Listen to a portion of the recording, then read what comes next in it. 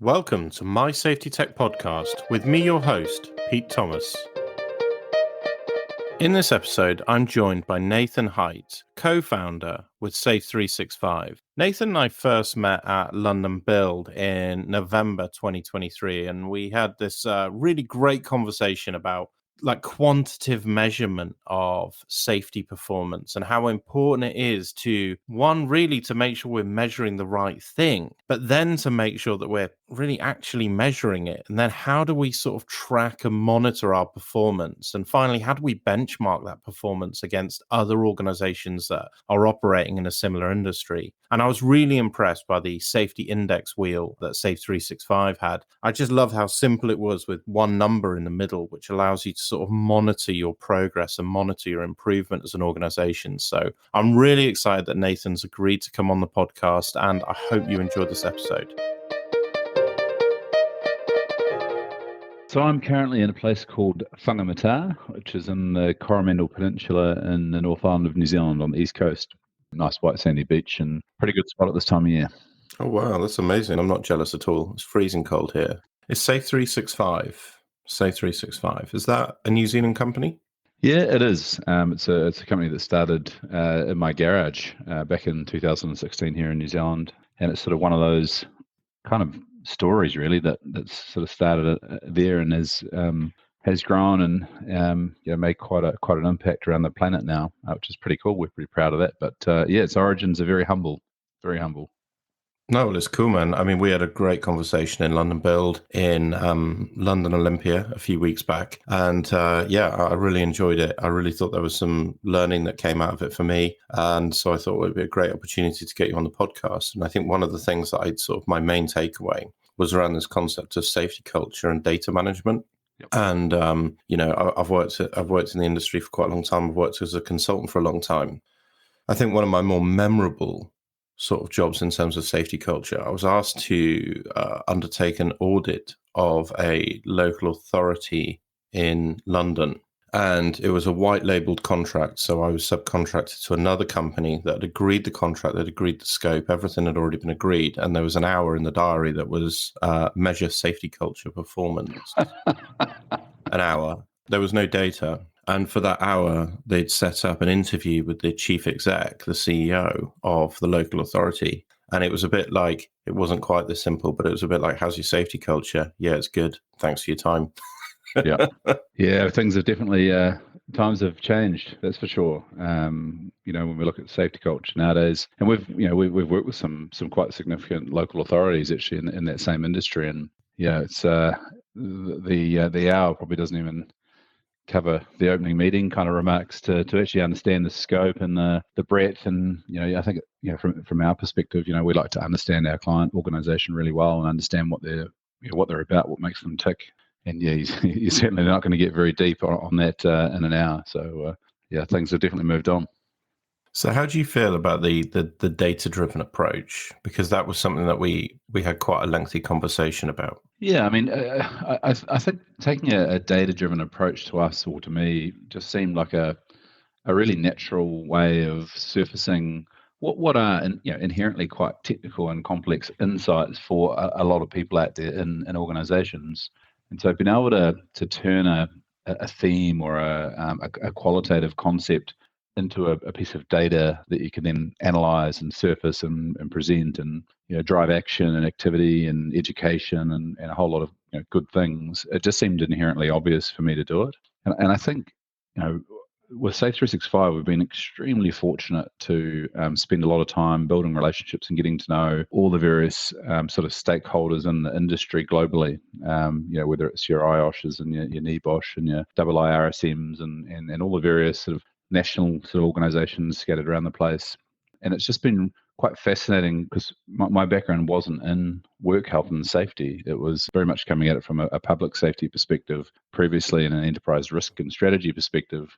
So it's quite interesting. What seemed kind of inherently obvious to me with that background was incredibly disruptive to the work health and safety community when we first started. And so, to me, using sort of technology as a way to visibly show people their organization and the things that were going well and things that perhaps needed a bit more focus or improvement in a way that anyone could understand. Not just safety professionals, but organisations, C-suite, board directors, etc., line managers, even workforce generally. If everyone can understand it, then they can be part of the journey. If it's a mythical kind of secret source, carefully guarded by people with chartered this or that after their name, it sort of doesn't really support actually building a great culture of safety in an organisation, does it?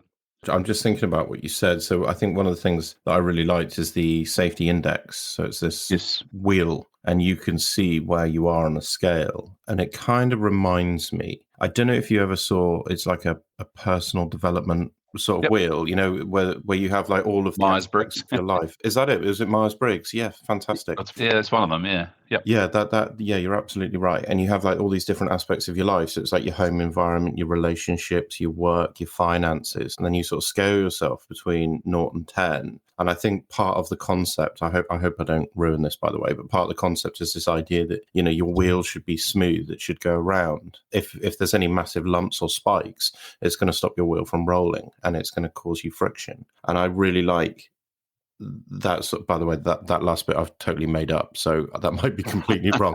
In fact, Nathan, you're the expert on it. You tell me. No, I think that's spot on. I think there's two pieces to that. The first piece, probably before getting a nice round wheel that's nice and smooth going down the road. I think in order to achieve that, you need to generate a degree of self-awareness, right? To be able to actually understand, one, what those ingredients in a personal development context, what those ingredients are in your life context that you want to look at. And then secondly, enough self-awareness to reasonably accurately note where you're currently at on those particular sort of pieces. And only once you've done that, can you genuinely tune into what you can do to actually get better. So I think that the self-awareness piece for safety culture is absolutely the same. So in our world, that's about taking the secret ingredients, putting them in a pot on the stove and taking the lid off so everyone can look in and see what the ingredients to doing health, safety, wellbeing really well are. And I know that probably seems like a really obvious thing, but outside of the safety professional community, your average C-suite member, executive team, manager, middle manager that isn't a chartered health and safety professional or a safety professional, they actually, if you said to them, what are the top 10 things that contribute to overall health, safety, and wellbeing, they'd probably struggle to go past 2 or 3 of those. And there's some really critical stuff there. So if you can provide the tools that create visibility and self-awareness for an organization in terms of its level of sort of safety culture or safety maturity, that's like the first step to be able to set them free to do something about it. And then the second thing, to your point, which I think is spot on, is once you can see where your vulnerabilities are, where a little bit diminished, where you can focus on that improvement, then you can put the work in, make that improvement, smooth that wheel out and roll nicely down the road. So in terms of the data then that goes into the wheel, surely there are areas in there that lend themselves very easily to sort of like a quantitative data in terms of number of accidents and incidents investigated or something like that. It's very, very quantitative, but there are areas that are very qualitative and sort of subjective. How do you manage that and integrate that into that safety index? Yeah, there's a lot of different inputs that you're looking for to actually assess it. We turn all of the raters through the model into a maturity model. So every single one of we run an 85 element or 85 sort of lead indicator model. The easiest way of thinking about it is each of those 85 elements that we organize into 10 sort of modules is part of the recipe for a really strong fence at the top of the cliff. It's sort of all the proactive sorts of things. And if I sort of group those together into things like, the right people in the organization having the right knowledge, the right sort of engagement and consultation and communication and visible leadership and things like that. So more of some of the soft skills. And you sort of drop into actually your actual health and safety management system. That actually plays a really important part of your safety culture, because without it, no one knows what they should or shouldn't be doing. So the system part of it is often missed when people think about safety culture. They tend to think about the soft skills and forget about all of the ingredients that actually enable this thing called the presence of safety to be realized.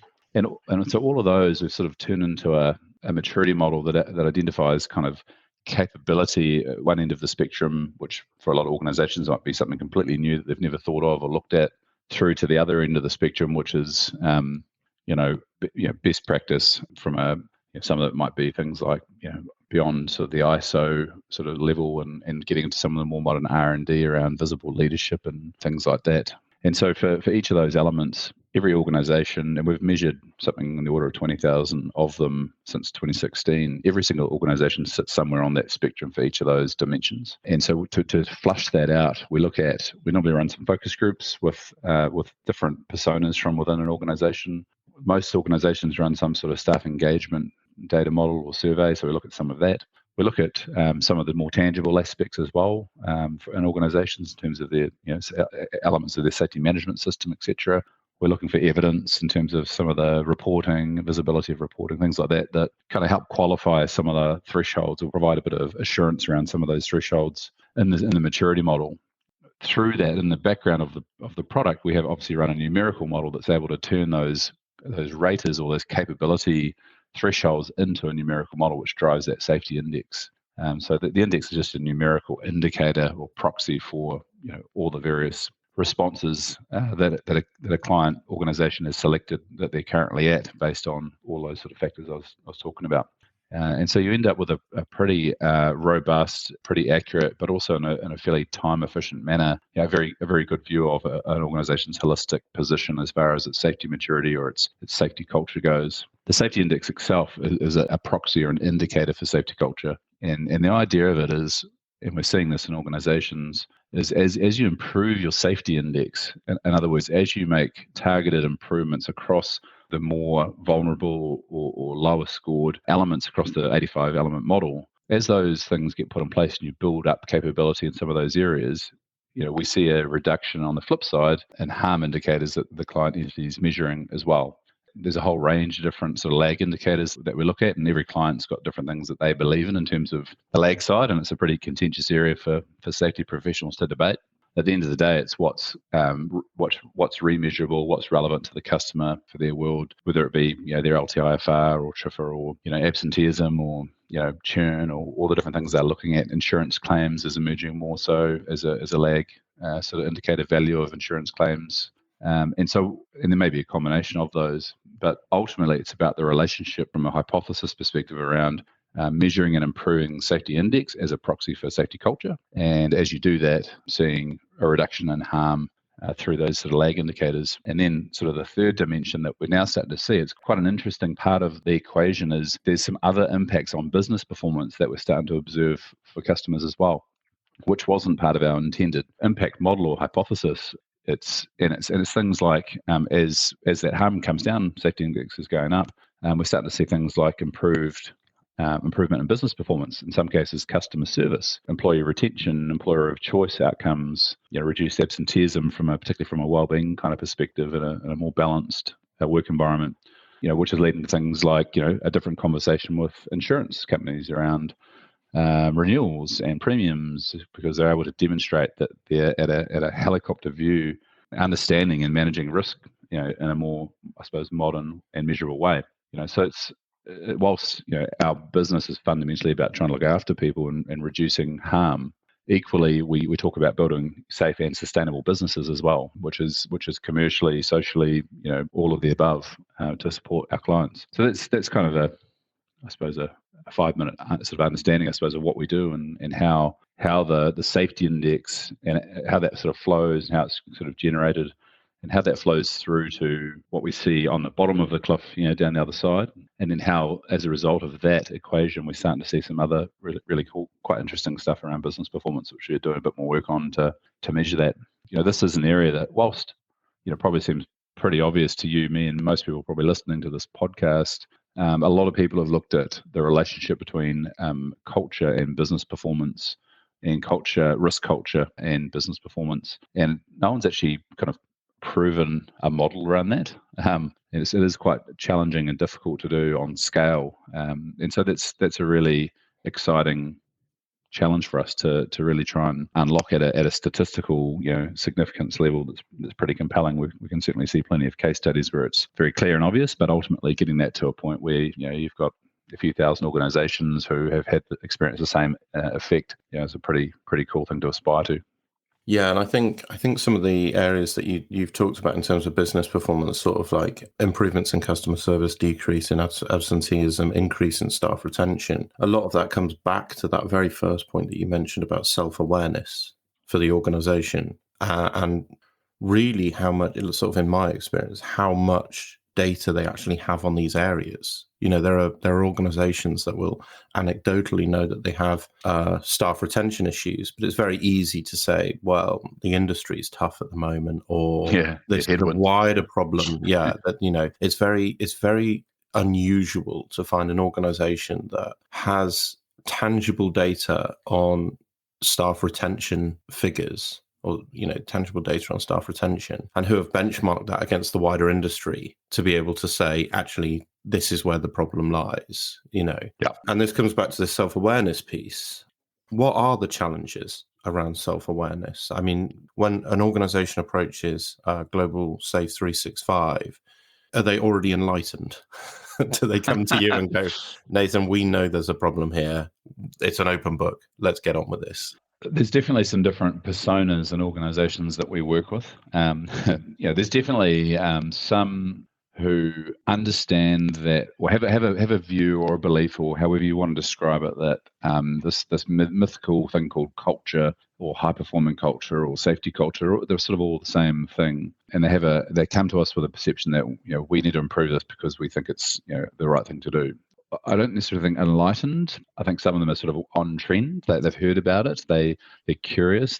They know there's something in it, and they're curious enough to want to pursue it. So there's those, and then you've got other organisations who know they've got a problem in terms of culture, and they've got enough self-awareness to understand that, and there could be lots of things that are indicating that around, whether it's some adverse findings through a staff engagement survey that sort of really changes from previous benchmarking, whatever it might be, or some anonymous whistleblower type stuff, whatever it might be, and they know they've got a problem, but they can't put their finger on what, who, or why.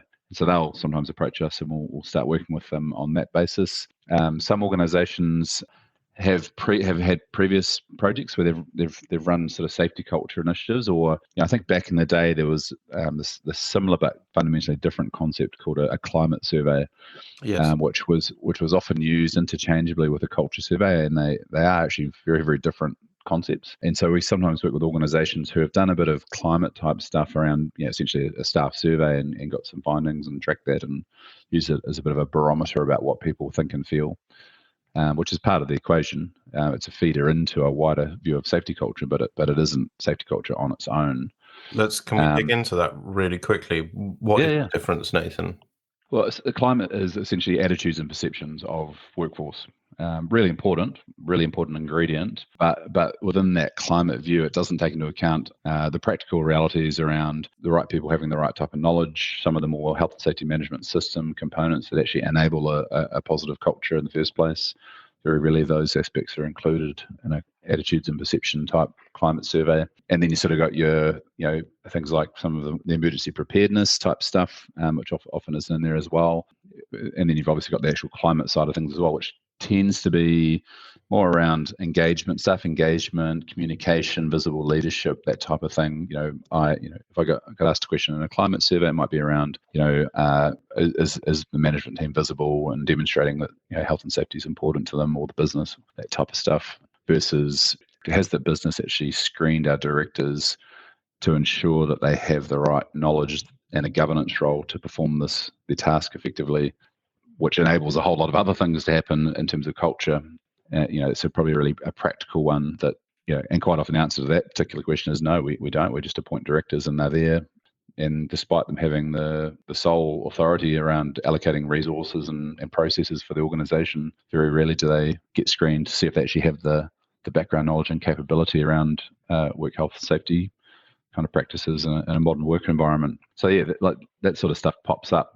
And so if you're looking at it from a wider sort of safety culture perspective, that had come out very clearly, that okay, people might think and feel a certain way, but actually we can see some systemic stuff going on that's actually fueling that when we look at it more holistically. Safety culture, more holistic, looks at all of the different contributing factors to the presence of safety or a culture of safety, versus, I suppose, safety climate, which is there is a bit of crossover, but is far more oriented towards attitudes and perceptions of workforce, and plays an important role in the overall safety culture kind of view. Yeah, in fact, because it's the HSL, the HSE, so it's the Health and Safety Labs that did the original safety climate survey, I want to say. Yes, I think that's right. Yep. And you are right. In fact, I think I've made the same mistake where I've gone, well, the safety climate survey is a survey of safety culture. So honestly, I appreciate you sort of clarifying that. Really, it's quite interesting. But now that you've said it, it makes perfect sense. Yeah, look, and I'm not being critical of that. So in fact, when it came out, it was an awesome tool that really got people thinking beyond just a health and safety management system. Yes. So things have evolved and changed over time, and I think the HC is actually looking at maybe updating that particular tool, which is great. Things in the industry, are constantly moving and evolving, and it's important everyone sort of keeps up with that. So yeah, safety climate, really important part, and has played probably a really important role in unlocking the wider spectrum view of culture. And the other sort of point, just while we're sort of on it, is people talk about safety culture and as if it's like a completely different beast to just culture in a workplace. Yeah, right. And it's not. I mean, we use the term safety culture just to give it context to the industry that we're working in. I understand that that's polarizing for some safety professionals who hate the term, and we understand why. But for a lot of people out there, it just gives a little bit of context that we're actually talking about organizational culture, and safety is really just a subset of that. And it's interesting, and safety is actually a really good sort of domain or discipline area within a business to actually start to work on a broader organizational culture as well. Because there's a lot about it that you can touch and see and articulate and show people. And if you can kind of use that as a bit of a sort of a finger under the corner of the stamp to sort of start to peel it away, you can actually achieve some much more holistic culture outcomes for an organization, which drive really cool things like honesty and integrity and authenticity and transparency. Those aren't safety competencies. They're generic competencies, and organizations that embed them in their DNA tend to have these high performing cultures, and they also happen to go better at safety outcomes as well. So they are constructively entangled together, the concept of a safety culture and actually just culture. So good to dispel that one while we're kind of clearing a few things up. I think one of the things that I'd liked about the safety culture tool, and again, I've never had the opportunity to use it. I've always tried to convince various employers to take it on, and I'm sure one day I'll be successful when it changes. But one thing that I like about it is the benchmarking aspect. Yes, it's this concept that you get this data. Well, again, like you say, you take this almost intangible. I think you described it as almost mythical concept of culture or climate, let's say, because it is a climate tool, and now I realize that those two are different, and then you turn that into this quantitative data that you can see that becomes very tangible, but then it takes it one step further and allows you to benchmark it against other organizations that are operating within your industry, within your country, within your area, within your sector. And I think that is something that's very that was at the time quite unique. But I think this is one of the things that I love about safety tech and technology and software now, is by its very nature sort of how data driven it is and how you can't hide from it. And I liken this era that we're in at the moment in terms of safety technology, like with systems like yours, like Safe365. I just think it's a very exciting time, because you wouldn't, for example, put your money into Google Ads and say, do you know what, we're going to put £500,000 a year into Google Ads and not expect a lot of metrics and a lot of data and a clear rate of return, clear return on investment. That's but for some reason with safety, we just accept it. We go, well, we need to have a safety person. They said we need another safety person. They've said we need X, Y, and Z software. But there's a very limited measurable outcome and return on that investment. So it's a fair observation, and we've seen that. We've worked with a lot of organisations since we started our business in 2016. I've got a really curious. I've got a lot of faults, but I've got a couple of good strengths, and one of my strengths is problem solving, and I've got a really curious, inquisitive mind, and I keep asking annoying questions to get to the bottom of things. Yes. And one of those is, because when we entered the market in 2016, we got a huge amount of pushback and blockage from the safety community itself. Wow. That for some reason felt really quite intimidated, and some of the behaviors and stuff that we experienced from people was really fascinating. And I know my business partner, Mark Kidd, and I've always just been really curious as to why that's been the case. And I sort of kept peeling back the onion skins as we've got further and further and further entrenched, trying to help this industry and help these organizations. And when you sort of look at the safety profession, and I hope this isn't controversial. I'm certainly not having a crack at the safety community because it's really critical and it does outstanding work. But when you look at where the safety professional emerged from, sort of IOSH, I think was created in the mid to late 1940s, post-war Royal Charter, and it was very much around trying to provide employers with a competent safety professional to meet their legal obligations and provide, basically keep employers out of court through providing, minimum standards to workers in terms of their safety experience at work. Great, what a fantastic initiative, and it's had a huge impact. But when you fast forward onto 2023 or 2024, and you look at the world and you look at, the macro trends that are happening out there, and you look at things like investments in the market and the shareholder requirements these days, things like ESG, and expecting that, if I'm going to invest in this business, we're going to take a 20% stake, whatever it might be, I need to know that business is ESG positive. I just expect that they're compliant. I'm not even interested in the detail around it. I just expect that they are. What I really want to know is, are we doing everything feasibly possible to look after our people as best we can? Because in most organizations, people are normally half of the most critical asset that they have. Beyond, in a technology company, you have a tech stack and you have your workforce. Those are your two assets. It's pretty simple. And it's the same in a lot of other organizations and industries. When you think about the safety professional, one of the challenges for the safety professional is they're getting this ask or this push coming in from shareholders into board, into C-suite, saying, hey, we need to understand and know that we're doing everything we should be doing or could be doing to look after our people because they're really important to us. But what the majority, and this is a generalization, it's not true in every case by no stretch, but certainly the majority of safety professionals are still coming at it from that, well, I'm here to make sure we meet our legal obligations perspective. And there's a real gap and a real void between the top-down ownership board, C-suite ask of the safety professional and the professional training and equipping of the safety professional to meet that challenge. And there's a big gap in the middle. And so that I think therein lies, there's a lot of why in that, in terms of how things are the way they are.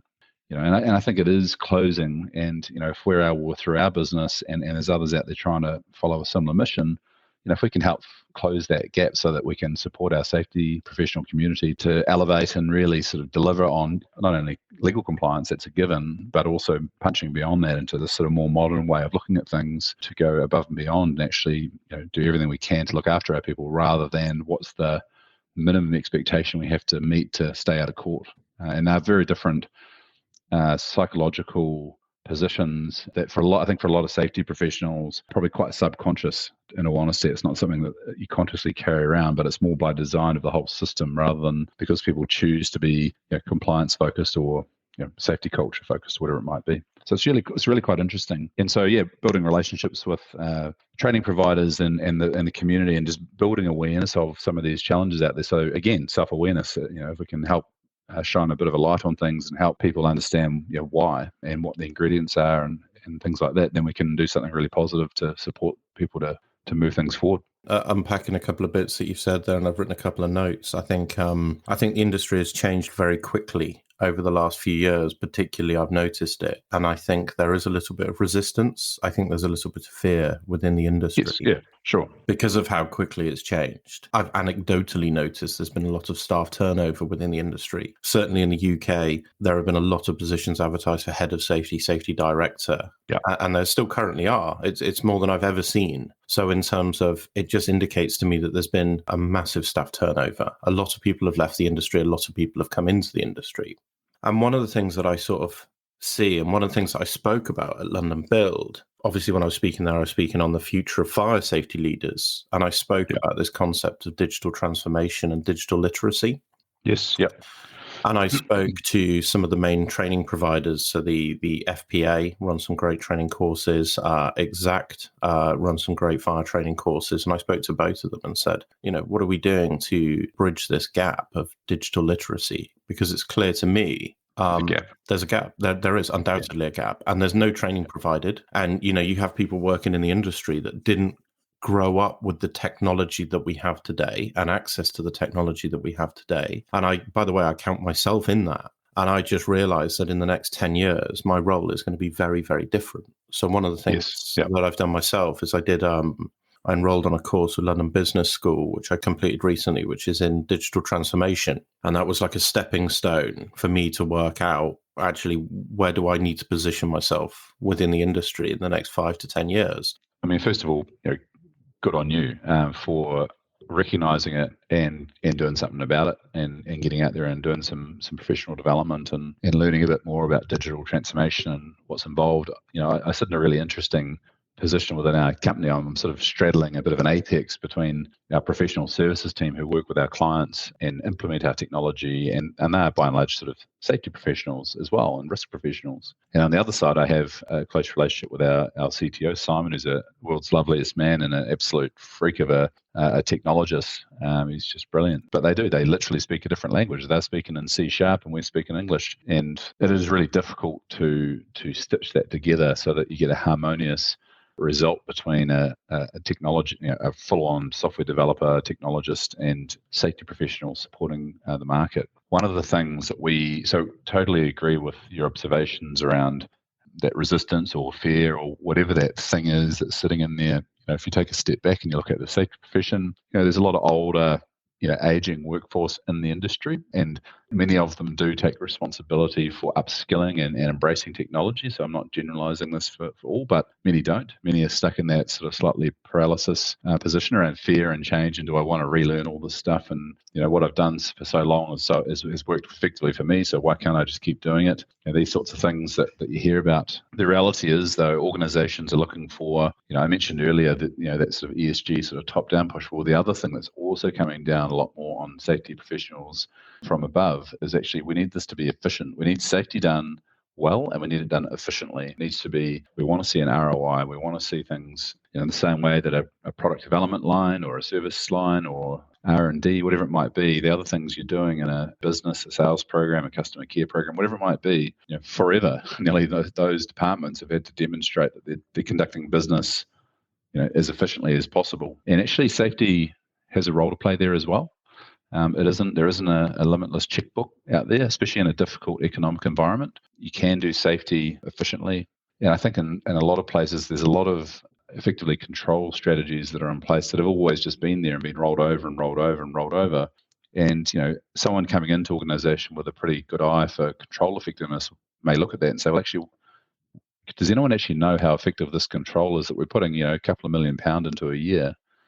Can anyone actually explain to me how effective this control is at managing the risk as it was intended to? You'd be blown away at the amount of times there's sort of crickets that sort of emerge in the backdrop of the audio in those conversations. So that is quite a disconcerting phenomenon out there for a lot of safety professionals, particularly those who have been doing it for a long time. And a sort of, maybe in the 50, 60 age group, looking at sort of retirement on the horizon and sort of stuck in that, do I evolve, or do I go do something else for my last sort of rest of my career, or whatever it might be? And that is confronting for people. That all said, though, technology is not going anywhere, and it's going to play more and more of a role because, one, it's consistent. It works more often and more effectively than humans for like processes. I think if you look at a major cloud computing provider like Microsoft Azure, I think it's had about 2 or 3 outages for under about an hour in the last 8 years. 24/7. Outside of that, 365 days a year, no annual leave, no holidays, no summer break. It just delivers time and time again, and it delivers consistently each time. That's something that humans struggle to compete at. Humans have got some other real attributes which are unique, and that technology will struggle to replicate in terms of empathy, people skills, reading people and things like that, which there are some technologies in that area starting to emerge, but I think humans still win the battle on that area.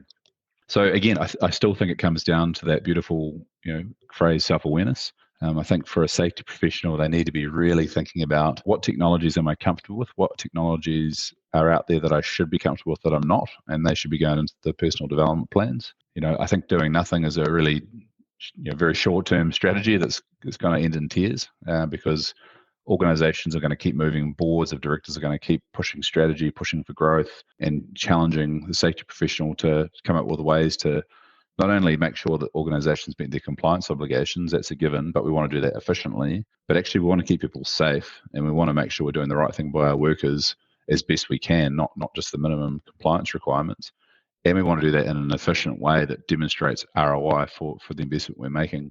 And so the only way to do that is to have some sort of data to calculate that. And so, whether that's in hours saved and even things like, ISO accreditation, things like that, there's a lot of bureaucracy. I'm sure most safety professionals would agree, there's a lot of bureaucracy in maintaining an ISO accreditation, which doesn't necessarily add direct value to safety. But we all do it because we want to keep the 45,001 accreditation, whatever it may be, because that's been set as an objective for the organisation.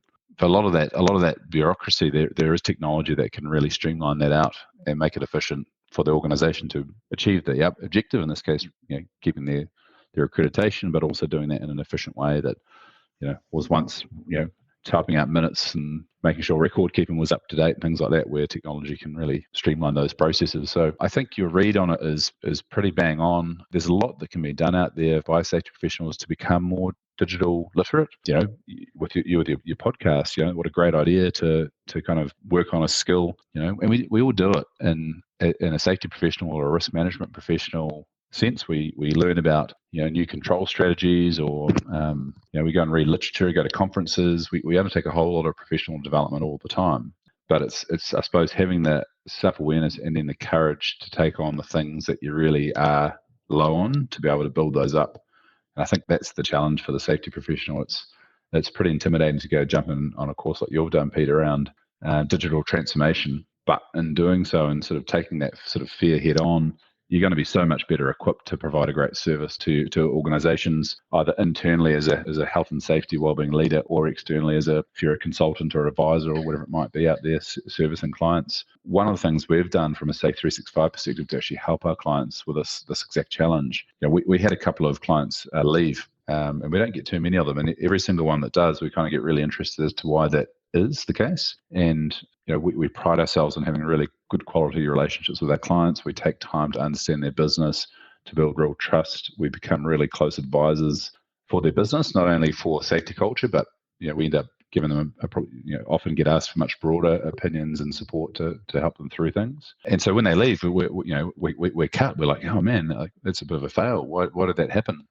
And a couple of them we've really looked at. It's been around, we've provided great technology, we've onboarded them really well, we train them, but then we're guilty of a bit of a set and forget approach sometimes. And with the digital literacy divide that was there in some of these organizations, our technology kind of drifted inside those organizations. I'm sure all you had different technology platforms, not just in safety, but in any discipline that have been implemented, used, and then people sort of don't use them all the time. They don't become habit, and so they sort of drift along, and eventually someone says, who the heck are these guys? And they cancel and move on.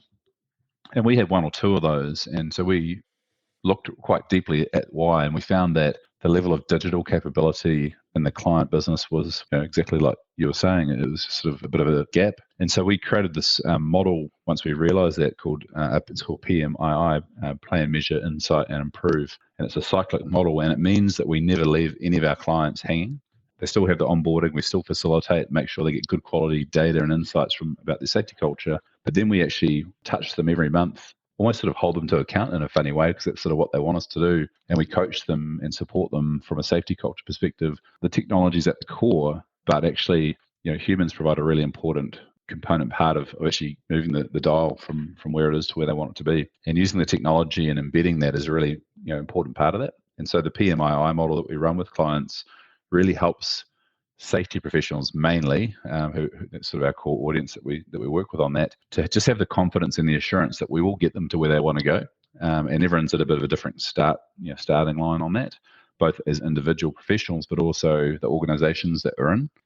There's different corporate, board philosophies in different organizations, different C-suite philosophies, different safety professional philosophies. That's all got to mold together and interact with each other to end up as an objective that you're trying to chase and hone in on over time. So it is quite complex. And aside from the data, which I know is certainly the focus of this particular conversation, but the other skill outside of data that we also notice is really lacking is for safety professionals, particularly leading safety professionals, is being able to really understand who my stakeholders are in my organization and what are their motivators and kind of derailers, the things that are going to get them offside, and what are their needs, and a bit of stakeholder mapping and a bit of an influencing model around that. That's another area where I think safety professionals, in terms of rising up and filling that gap that I talked about earlier, I think that's another core discipline that goes hand in glove with the data and the technology, because we've equipped some fantastic people, really punchy, meaningful insights which show their organization sort of the pathway to really meaningful material improvement in safety performance by improving their culture in certain areas underpinned by data. If that safety professional doesn't have an understanding of the different stakeholders that they're working with at a senior level, what their motivators are, what their different personality types are, all these sorts of kind of generic business management kind of competencies, if you like. If those things aren't there, then that insight can't be represented effectively to that audience, and therefore you still don't necessarily get the traction that you should. You can tell equally, you can have all the influence and kind of capability you like, but if you don't have data to support your argument, then you'll also fall on deaf ears. So I do think there is a bit of a marriage here between technology and really data-driven insight, as well as soft skills, influencing capability, understanding stakeholders, working out a bit of a proactive strategy for how you influence that stakeholder group to get them to where you need them to be to unlock the results that you want to unlock. Yeah, absolutely. I like PMII. It's reflective of Plan, Do, Check, Act, isn't it? PDCA. It is. Yep. It's just adapted for our world a bit. Yeah. I guess I'm impressed with the observation, that where you've lost clients in an organization that must be bringing on a lot of clients at the moment, because I know that you've got a lot of high profile clients in the UK as well. So globally, you must be bringing on a lot of clients. It must be very easy just to go, well, we're bringing on new clients. That's fine. People leave for all manner of reasons. To have sort of reflected on that, again, analyze the data and gone, why are they leaving? I think is quite impressive, really. But I mean, in my experience, what will happen is you have a health and safety software system. I think you're absolutely right. It will be set up with all the best intentions. Then it starts to flag. There's little control over the quality of the data that's uploaded. The reports that are exported start to get a bit messy, and then the data is not very reliable. And then you'll have a change in management within the health and safety department, and they'll say, oh yeah, that's a terrible system, you need to use this system, which is one that I've worked with before, and we can set it up and it'll cost you like cheaper, I can make it cheaper. And then what will happen is that project to transfer all the data from one system to another is an absolute nightmare, and 18 months down the line and 6 figures spent. It's just an absolute nightmare, and I know I've lived through it a few times. And you sort of look, and then when you reflect on it and you go, hang on, that piece of software that we've transferred from is probably one of the industry leaders in the UK. The problem is it's not been managed very well, and that software company hasn't really kept on top of us to manage the data, and the data hasn't really been managed internally that well. It totally makes sense, and it's spot on. I mean, because of the sort of the space we sit in, it's sort of slightly unique, I suppose, to, we don't generally come up against the sort of broad plethora of health and safety management system technologies in the market, because it's sort of not really our bag. We sort of operate at this more, I suppose, governance level around culture, and we look kind of at a helicopter view across an entire business. And one of the component parts in that is the management system, where often there's a digital platform in there to capture incident reporting and risk registers and reporting up to boards and all that sort of good stuff. And we, in fact, probably work in organizations that have probably just about every single one running around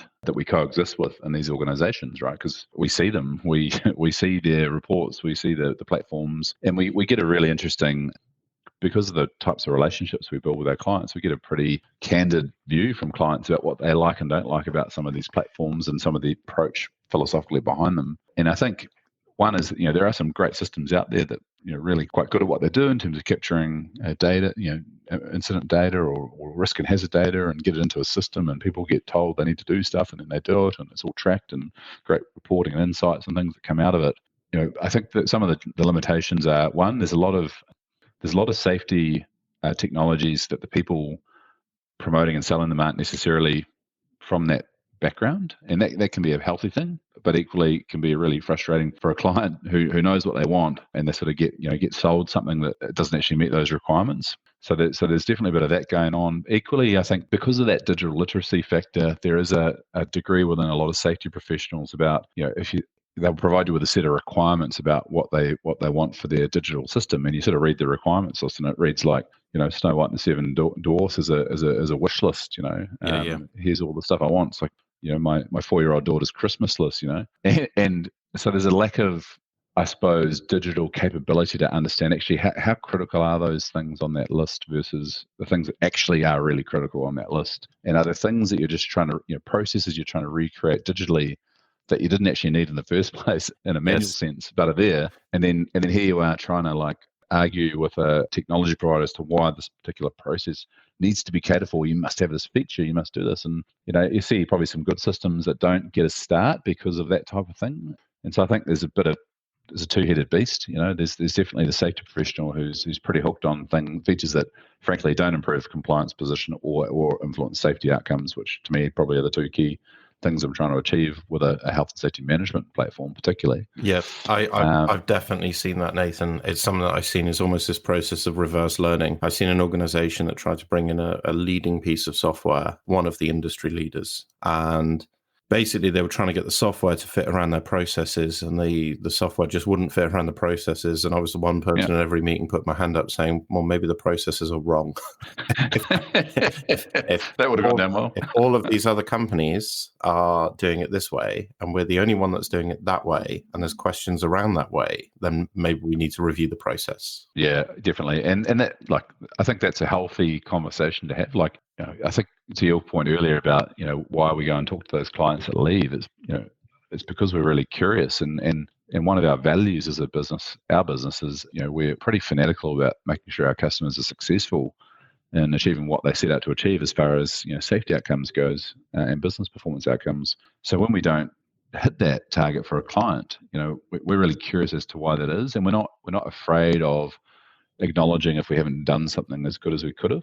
And I think there's a lot of righteousness in the safety professional community about this is how you do safety, and perhaps that drives a culture within the professional community of, certainly not in all cases, but I've certainly seen it's like you don't want to be seen to acknowledge actually I haven't maybe done that as well as I could have, or maybe there is another way of doing that which is different or more streamlined, or maybe this process that I've laid up over the last 15, 20 years of my career, and now the operating context around us or the rules have changed from a legal perspective, whatever it might be, and actually now that thing doesn't need to be that complex. Now it's only one step instead of five, and having the courage to curiously challenge that in a constructive way and kind of go, is this actually adding value? The analogy I'd add to this is like, the classic old process of like, bricks and mortar safety management. We go through, we do a risk register, we look at each risk through the risk analysis, and when we start applying controls, and we put in controls to those risks, and then we go and roll them out, and incidents still happen against a particular risk. So like, damn, we need another control because we're still having incidents. So we layer up another control on it, and another control, and another control, and another control, and very rarely, on a macro view of the safety profession, very rarely do we actually go back to say we've got a list of 5 by now of different controls to manage a specific risk. We've laid them up, but we don't have to go back and go, actually, now I've got this 1, 2, 3, and 4 aren't actually needed anymore. We can actually remove that and do 5 well to actually make an impact. And it's the same kind of analogy, and I think those are the things that get people off the bus when it comes to safety and risk profession, and particularly our stakeholders and within businesses, C-suite board, etc. When they see us just adding stuff and not considering what we can take out that's not adding value, because the rest of our businesses do that. That's just incumbent in how they do things. It's not just you don't add more and more on. You might add something, but you might take something else away that's not effective. And I think we don't do that so much. I think there's almost like a perception that if we take a control out, therefore we're somehow exposed. And I think that creates this kind of jumping through hoops mentality, because workers see that and they go, "You're making me do this thing, this process," and we all know it's not making us any safer. It's not making us any more compliant. Just another process. And then that sort of loses the dressing shed a wee bit each time that sort of happens. And I think that comes from that cultural perspective of not necessarily wanting to stick our neck out or say that actually I don't think we need that thing anymore. We can change it. It's really interesting. Nathan, you're the first person that's ever mentioned that to me. I've been working in the industry for I don't know how long now. Work at a high level, very well qualified, did my master's degree, and at no point has anyone ever turned around and said, have we ever considered reviewing the control measures and actually removing the ones that are ineffective? Just thinking about it and reflecting on that, it's so valuable, because ultimately there's nothing worse than being a worker and feel like you've got to follow rules for the sake of rules, because then you know that you've got to break some of them in order to be more efficient, and you don't know which ones you've got to break. Whereas if you remove the ineffective ones, you don't have to break them. It's just everyone's worked in a place like that. Everyone's seen a workshop or manufacturing like Totally. that where people go, do you know what? If I followed all the rules, I'd never get my job done. We always sit there and say, no, no, no, that's not true. But actually, I guess unless you actually really review the control measures, there is a chance that that could be true. And that's not a position that you want to be in. And not only that, as an organization, then you're investing money and time and That's right. resources and Yep. effort into an ineffective control measure.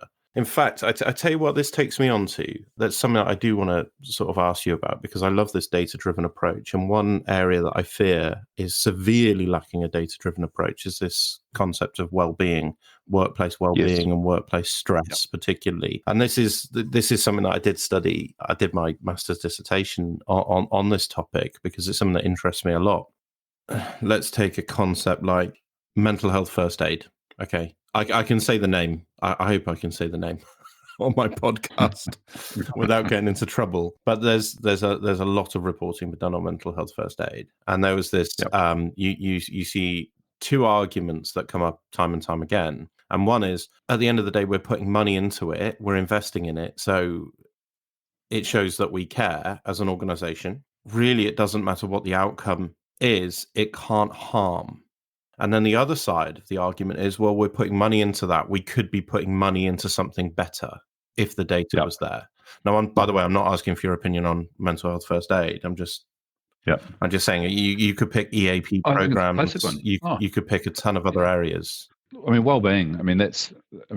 UK alone, I think McKinsey released a report just last year, 55 billion quid in just leakage, money that's already been paid, that's just leaking and lost productivity through this challenge. It's a massive one. COVID's really amplified it, post-COVID world. And it's a massive economic and social problem and health, frankly, health problem for most Western democracies, and I'm sure it's the same in other parts of the world as well. And I think if I looked at well-being, workplace well-being here, I'm talking, we've seen the emergence of standards and things about what good looks like and whatnot. But I think at its core, we're moving from back in the day in the late 90s and 2000s of work well-being was get an EAP service, that super tertiary level intervention that once we've broken people, hey, but there's a phone number you can call and it'll be confidential kind of thing. Probably wasn't even confidential back then, but it is now. It's super tertiary, and then we sort of moved into the 2010s and all of a sudden there's all these apps proliferated out with smart devices in the second half of the 2010s, and all of a sudden, there was a device that told us how to eat, sleep, move, and think, and be mindful, and all this sort of stuff. And hey, great, that's awesome. So let's move that tertiary. We've already broken people into sort of more that secondary. We're still going to stress you out, but we're going to give you some tools to manage that. And so that's where a lot of the well-being technology has been focused on over the last 5, 6, 7, probably 10 years now. We've all seen these sorts of technologies and interventions, the fruit bowls and yoga mats and that kind of stuff that you hear pop up all the time. So that's all secondary control stuff. So we've still created the stress, but hey, there's a nice fresh apple waiting for you out there in the lunchroom. So That's great. And then you sort of move into I think where things are moving at right now, right at this very moment, there's a real shift to try and move the pendulum back to that primary control category, which is really the cutting edge, I think, of where the organizational well-being piece is at the moment, which is how do we actually just design work differently so we don't actually create the origination of the stress that creates the well-being issue that then needs the apps and everything else to manage. We know that this needs to be probably secondary and tertiary controls available, but actually if we get it right at design level and actually think about well-being management system in effect and well-being culture, and we get that right, then actually some of the secondary and tertiary controls become less relevant because we're sort of doing better work. We're building a better fence at the top of the cliff, full stop. So I think that's, 2-3 minute kind of summary. That's what we're seeing out there in the wellbeing space. We actually have a sister product line that's in beta at the moment. We're working with a couple of pretty significant organizations. So we have our health and safety index, or Safe365. We actually have another product that will be available in the UK from about February next year, February 2024, called WorkWell 365, which looks at well-being culture and looks at what are all these sort of factors that help generate their primary control outcome in terms of how we actually design organizations effectively to reduce origination of some of these challenges out there. Because I think it is a massive, probably dominating health, safety, and well-being conversation. It's probably the dominant pillar of that at the moment, and probably the majority of organizations we're working in that are outside just, obvious like manufacturing or even aviation, whatever it might be, where you've got, big, obvious, gnarly risks that, they're still pretty safety focused. But I think a lot of other organizations, especially professional services in particular, are really, really focused on wellbeing because it's such a massive social and economic issue for them. And it's actually a business sustainability issue in terms of talent. There's a real shortage of talent globally, and the wellbeing aspect has a major impact on employer of choice, churn reduction, things like that. So, but it lacks data. I think all of the reports and studies I've seen just recently, I think Deloitte do a lot of work in this area. I've seen some McKinsey stuff. I've seen some HSE stuff just within the UK context. And, all of them are working out how to measure this thing called presenteeism, which is, people are turning up to work, they're on the payroll, but they're sort of not actually there from a wellbeing perspective or a consciousness perspective. And that's where a lot of this leakage is occurring. And no one can really quite put their finger on how do you measure that. And there's a lot of work going on about that at the moment for getting a bit of either identifying some good proxies for it or getting some good data to understand it. But everyone knows it's a problem. So yeah, it's quite interesting. We're looking at, people look at absenteeism, they're looking at churn, EAP consumption, things like that, program uptake of various interventions.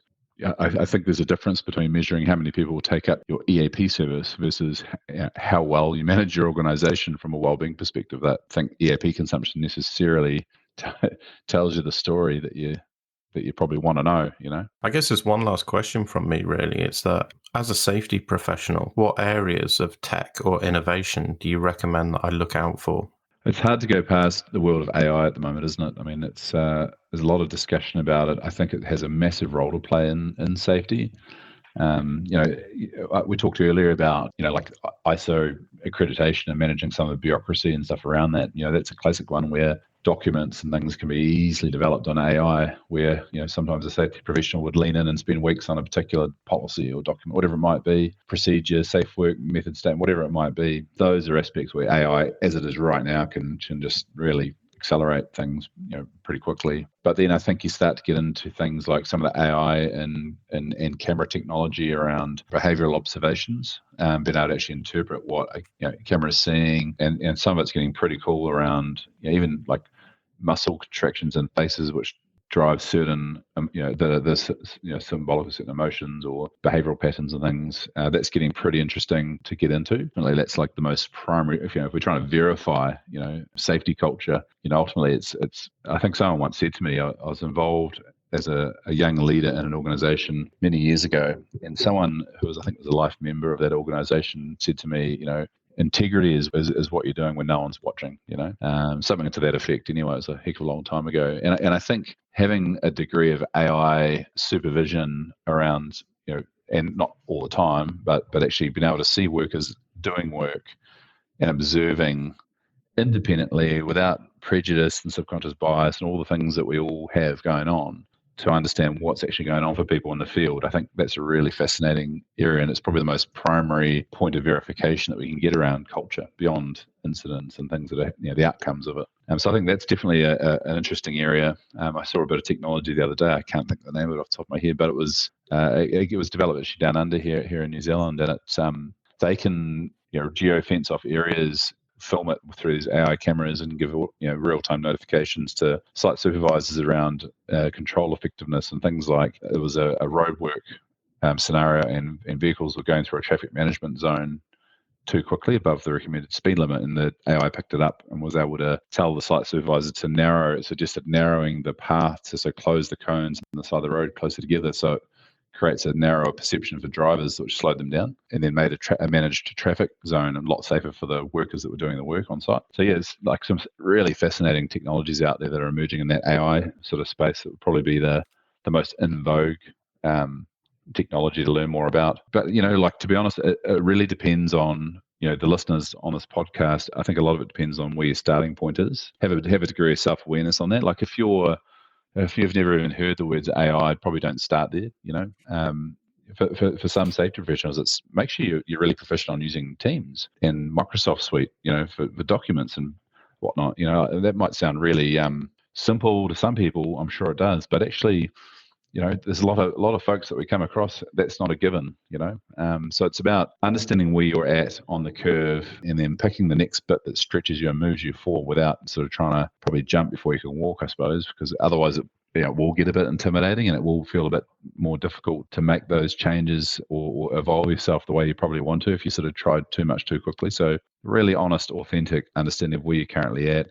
There's plenty of technology advisors and stuff out there that have nothing to do with safety, but are just technology people that you can speak to, and they give you a bit of coaching and guidance and like personal sort of self-assessment on that kind of stuff to help you plot that path out. But yeah, I think in the modern world, the next 5-10 years and beyond, anything about technology from a safety professional is an incredibly, I think doing yourself a disservice, because it's not going anywhere. It's going to become more and more of a role in the industry. And, I think those of us who want to be leaders in the industry, we've got to stay contemporary, just as we would have done CPD on, understanding different control strategies or different chemicals or whatever it might have been at the time.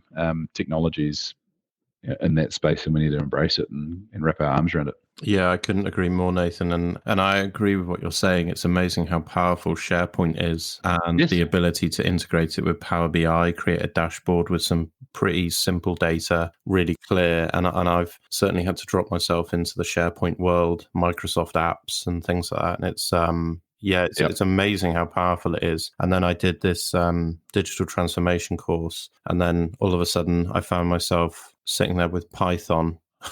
I typed command, and I went, I give up on this. Clearly, I've jumped one step too far, if not many steps too far. Let's just go back to the basics, I think. Yep, 100%. I mean, you raised a really good one there. And so one of the other areas, which is probably more accessible to more people, I think, in terms of general capability around technology, is that Power BI piece.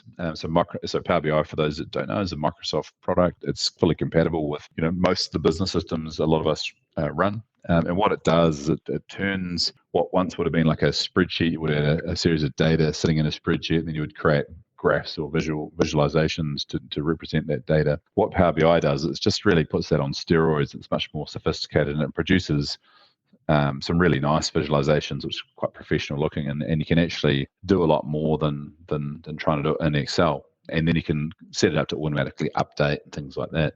So if you haven't experienced that, because one of the bits of feedback we often get from clients about safety professionals is the reporting side of it, and getting probably a bit paralyzed with too much reporting about stuff that's not meaningful enough. I sit on the board of another company who I won't name, but they do civil construction work and on quite a large scale. And that we had I think it was a 6-monthly deep dive where the head of safety came into the board meeting and presented a bit of an update on safety. And it was a really, really, really detailed report, and all these sort of numbers and metrics.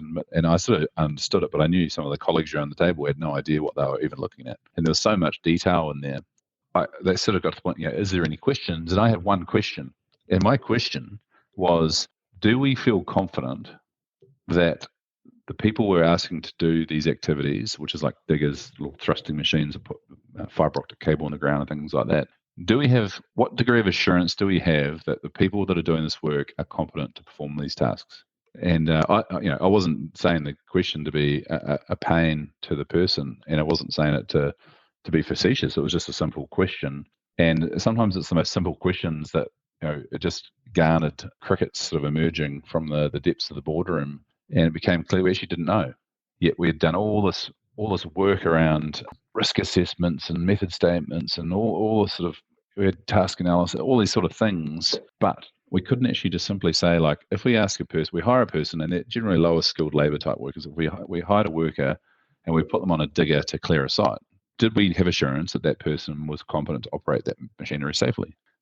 And it was like a staggering and profound moment, I suppose. But actually, sometimes it's the simple things. And so the point of it was around reporting. And if we can if more safety professionals can embrace tools like Power BI, get to the real nub of issues, good dashboards where people can look at, heat map, whatever it might be, so they can kind of get to the thing, the insight that you're trying to get the attention onto, to then share the narrative around it, which is the whole point of it. Power BI, definitely recommend getting stuck into that and becoming proficient at it. It will save you hours and hours of deep Excel mining and manipulation, and you'll look like a rock star for it with your C-suite and your board. So yeah, I definitely endorse that one, Pete. Yeah, amazing. Thanks, Nathan. Thank you. Honestly, it's been a real pleasure chatting to you. I appreciate your time. I appreciate you staying up late. Thanks so much for all your insights. It was a real pleasure to speak to you at London Build, and it's been a real pleasure this morning to speak to you. Pleasure's all mine. I could talk about this stuff for hours. I'm pretty passionate about it, and I think there's a real opportunity to improve things out there for the profession and the organisations we all serve. So that's what drives us. So yeah, any opportunity to spread the good word, both on technology and in particular around safety culture. Always happy to give my time to do that. So thanks for the opportunity, Pete. Nice to meet you at London Build. And yeah, look forward to getting back up into the UK and catching up with all of our awesome Safe365 friends up there in February. Amazing. Thanks, Nathan. Honestly, thank you so much. Pleasure. Cheers, man. Bye-bye. Bye-bye. You too. Thanks, mate. See you. I really, really enjoyed that conversation with Nathan. And it just reminds me of what I said previously, that sometimes it just takes someone that just to look in at our industry from the outside and go, I think this is where you need to improve next. Like, you're doing 95% right, maybe even more, but there's just this improvement here, this bit we can make more efficient and we can make better. And that's going to make the difference. And we do need to make a difference. When we... there's a very moral argument behind this of safety. We're in it to save people's lives and to make a difference to people's lives ultimately. And when we look at the HSE's accident statistics, they've been the same for like 5, 6, 7 years. So we've got to do more to try and improve that. And one of the things that Nathan said that was really interesting to me was about removing control measures that don't work. And I've really thought about this. And, I think sometimes when we produce a risk assessment and we've got all our control measures on there and we've applied a hierarchy of controls. So let's take working at height as for example, and we start off by, looking at elimination or substitution and all the way down to PPE. And sometimes it just becomes like a massive shopping list of stuff. And then when someone reads that, when they're actually doing the job, I just wonder, can they see the wood for the trees? And which one of those control measures is really going to make a difference? Which control measure out of that list of 20 that we've got is going to be the one that if someone doesn't get that right, it could lead to a very serious or a fatal accident? If you enjoyed this episode, then please like and subscribe. It really does make a difference to the show. Thank you so much, and see you in the next episode.